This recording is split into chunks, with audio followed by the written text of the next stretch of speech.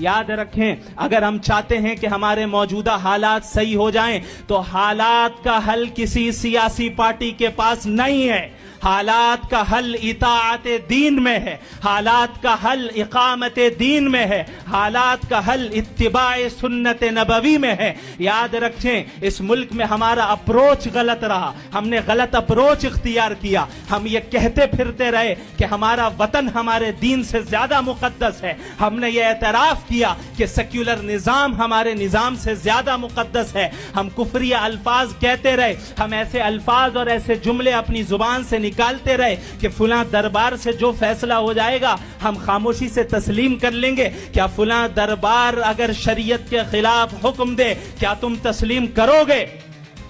کیا تم تسلیم کرو گے؟ السلام علیکم دوستو، آج میں ایک ایسے معاملے پر بات کرنے جا رہا ہوں جس کو لے کر اس وقت سوشل میڈیا پر شور مچا ہوا ہے۔ یہاں دوستو میں بات کر رہا ہوں مفتی سماعیل ندوی صاحب کی، جن کا حال ہی میں جاوید اختر کے ساتھ ایک ڈیبیٹ ہوا، مناظرہ ہوا۔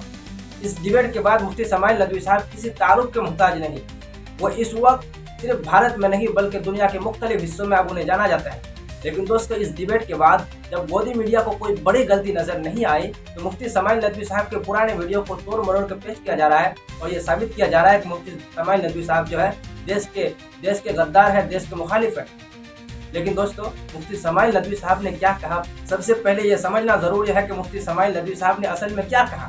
مفتی سماعیل ندوی صاحب نے کہا کہ یاد رکھیے اس ملک میں ہمارا اپروچ غلط رہا، ہم یہ کہتے پھرتے رہے کہ ہمارا وطن ہمارے دین سے زیادہ مقدس ہے، ہم یہ اعتراف کرتے رہے کہ سیکولر نظام ہمارے نظام سے زیادہ مقدس ہے، اور ہم ایسے جملے اپنی زبان سے کہتے رہے جس سے ہمارا ایمان کمزور ہوتا رہا۔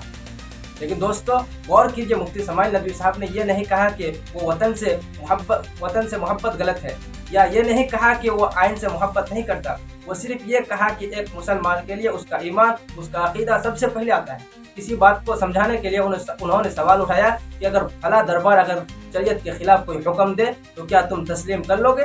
پھر مفتی سماعیل ندوی صاحب نے قرآن کریم کی روشنی میں بات رکھتے ہوئے کہا کہ کسی بھی مومن مرد اور عورت کے لیے جائز نہیں، یہ گنجائش نہیں کہ اللہ نے اگر کسی معاملے میں کوئی فیصلہ کر دیا ہو تو اللہ کو چھوڑ کر غیر اللہ کا حکم بنایا جائے، اور اللہ کے فیصلوں کو چھوڑ کر اپنے من پسند خواہشات پر مبنی فیصلوں پر اعتماد کیا جائے۔ دوستو اس بات کا یہ ہرگز مطلب نہیں کہ مفتی سماعیل ندوی صاحب نے آئین کے خلاف اور یا وہ یہ کہنا چاہتے ہیں کہ بھارت میں شریعت نافذ ہونی چاہیے۔ وہ صرف یہ وعدہ کر رہے ہیں کہ اگر کبھی کوئی قانون یا حکم مسلمان کو اس کے عقیدے کے خلاف مجبور کرے تو اسے قبول نہیں کیا جائے گا، اور یہ حق خود بھارت کے آئین، بھارت کے سمویدھان دیتا ہے۔ بھارت کا آئین ہر شہری کو یہ آزادی دیتا ہے کہ وہ اپنے مذہب پر چلے۔ مسلمانوں کا عقیدہ ہے کہ وہ صرف ایک خدا کی عبادت کرتے ہیں، اس کے علاوہ کسی کی عبادت نہیں کرتے۔ مفتی سماعیل ندوی صاحب نے یہ مثال دی کہ اگر کل کو کوئی غلط جملہ پڑھنے کو کہے یا کوئی ایسا جملہ بولنے کو کہے جو شریعت کے خلاف ہو تو کیا تم بول دو گے؟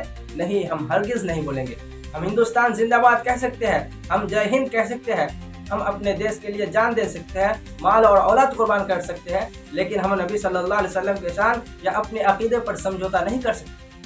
اس بات کا مطلب یہ نہیں کہ ہم دیش سے محبت نہیں کرتے، بلکہ اس کا مطلب یہ ہے کہ ہم اپنے عقیدے پر کبھی بھی کوئی سمجھوتا نہیں کر سکتے۔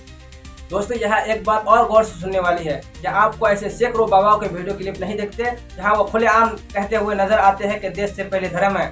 دوبارہ پوچھیے، کیا پوچھا؟ دھرم بڑا کیا دیش یا سمویدھان؟ اب دیکھو پھر بڑھا دیا ایک قدم آپ نے۔ میری درشٹی میں سب سے بڑا ہے دھرم، سمویدھان سے بڑھ کر، سب سے بڑھ کر دھرم۔ وہ کلپ آج بھی سوشل میڈیا پر موجود ہے، نیوز چینل پر موجود ہے، لیکن نہ انہیں دیش مخالف کہا جاتا ہے اور نہ ہی گودی میڈیا ان پر کوئی شور مچاتا ہے۔ سوال یہ ہے کہ جب کوئی بابا یہ کہے کہ دیش سے پہلے دھرم ہے تو وہ قابل قبول ہے، لیکن جب کوئی مسلمان یہ کہتا ہے کہ اس کے لیے اس کے دین اور اس کا عقیدہ سب سے پہلے ہے تو فوراً اسے دیش مخالف کیوں کہا جاتا ہے؟ یہی وہ دوہرا معیار ہے جس پر آج سوال اٹھانا ضروری ہے۔ اسی طرح جب کھلے عام ہندو راشٹر کی بات کی جاتی ہے، جب یہ کہا جاتا ہے کہ ہندوستان کو رام کے قانون کے مطابق چلایا جائے، تب بھی گودی میڈیا خاموش نظر آتے ہیں۔ باگیشور بابا دھام یہ کھلے عام کہتے ہیں کہ ہندوستان کو ہندو راشٹر بنایا جائے، لیکن اس کے خلاف کوئی قانونی کارروائی نہیں ہوتی۔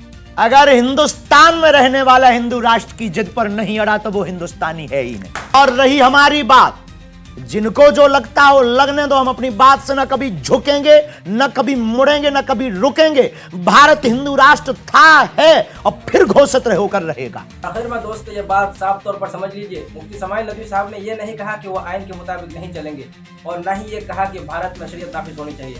उन्होंने सिर्फ ये कहा कि अगर कोई कानून हमारे अकीदे के खिलाफ होगा तो हम आइन के दायरे में रहते हुए उसके खिलाफ आवाज़ उठाते रहेंगे, एहतजाज करते रहेंगे। और ये हक खुद भारत का आइन हर शहरी को देता है और ये हक सिर्फ मुसलमानों को नहीं बल्कि हर हिंदुस्तानी को हासिल है। यही जमहूरियत है, यही आईनी आज़ादी है और यही असल हिंदुस्तान है। तो दोस्तों आज की वीडियो आपको कैसी लगी कमेंट सेक्शन में ज़रूर बताएं और अगर आप हमारे चैनल पर नए हैं तो चैनल को सब्सक्राइब कर लीजिए, बेल नोटिफिकेशन को भी ऑन कर दें ताकि हमारे वीडियो सबसे पहले आप तक पहुँचते रहे। और दोस्तों इस वीडियो को ज़्यादा से ज़्यादा शेयर करते रहिए।